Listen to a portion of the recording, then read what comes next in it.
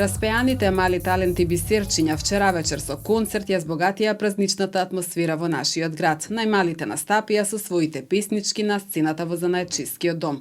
Со песна го дочекаа најомилениот дедо на светот, Дедо Мраз, кој што всушност беше изненадување на вечерта на огромна радост на дечињата кои што беа во публиката. Ние како организатори Асоциација за култура и уметност Мултиарт и Телевизија Плюс го поздравуваме целокупниот програм кој што беше организиран од страна на фондацијата. Бисерчиња се радосни, бидејќи ќе ја најават новата година и ќе остават убави спомени во старата 2022 година. Како гости на концертот ќе настапат балетското студио Ултра со 3 нивни точки, кои што исто така ги подготвуваат во текот на 2022 година.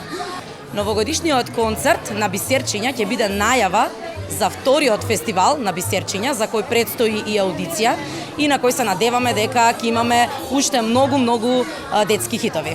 На првиот детски телевизиски фестивал Бисерчиња учествуваа деца од 5 до 12 годишна возраст, кои што интерпретираа 12 своји песнички со видеозаписи.